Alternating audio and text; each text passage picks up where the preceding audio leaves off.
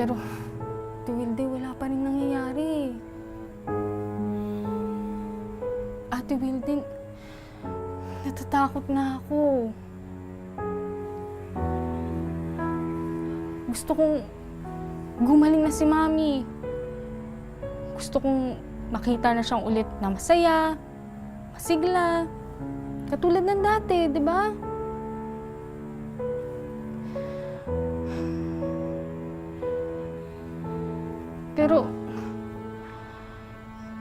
Pero paano kung...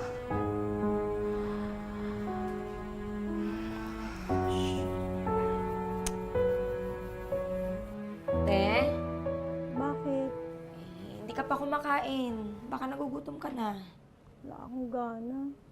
Ay, naku, hindi pwede yan. Wala pang laman yung sikmura mo. Paano ka inom ng gamot? Tama to, ginagaya mo naman yung dialogue ko nung may sakit ka eh. Hindi, joke lang po yun. Pero kailangan mo na talagang kumain, ate. Para makainom ka na.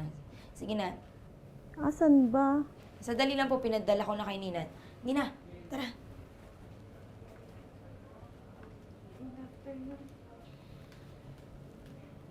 Ano, ate? Gusto niyo pa bang alalayan ko kayo or Hindi na. Ako na lang. sigurado ka? O, sige po, may ayusin lang ako sa kusina. Saglit lang po, ah.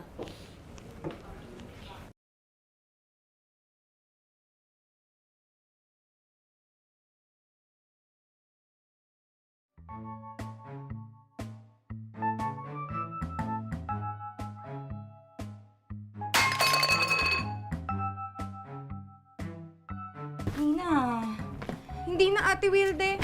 Aalis na ako dito. may sakit lang kasi si ate, kaya ganun. Di ko na kayang tagalan yung amo natin nung wala nga siyang sakit. Ang sungit-sungit niya. Ngayon pang may sakit siya. Hindi ba dapat mas lalo pa natin siya unawain ngayon? Hindi ko na kayang tagalan yung amo natin, Ate Wilde. Ano ba naman yan? Ang hirap-hirap na nga ng sitwasyon natin ngayon. May sakit pa si ate, tapos aalis ka pa. Kung ayaw mong umalis, Ate Wilde, edi wag. Bahala ka sa buhay mo. Diyan naman ako nagtataka sa'yo eh.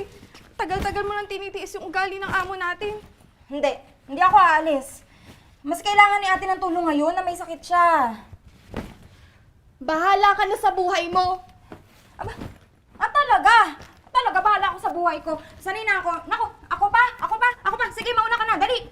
Sanay na ako kahit buliw. Ate, sandali lang po.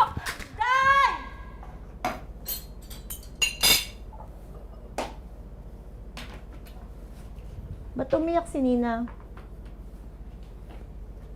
Bingi ka ba? Sabi ko, ba't umiyak si Nina? Nagligpit na po ng gamit. Umaarte, ganon. Malis na po. Mabuti nga, yung tray lang ng plato tinabi ko. Gusto ko nga sana sapukin ng cellphone eh. Hindi siya seryoso sa trabaho niya. Pinapakain nga ako, text naman ng text. Pinapayagan ko na nga kayo gumamit ng cellphone. Pero pag trabaho. Ate, kukunan pa ba kita ng pagkain? Di na. Ikaw ba? Kailan ka aalis? Ba't naman ako aalis? Baka kasi naiinis ka na rin sa akin eh. Ate, kung aalis ako, sana noon pa, di ba? Day, may tatanong ako sa'yo. Po. Bakit ba hindi ka lumalayas? Di tulad nung iba.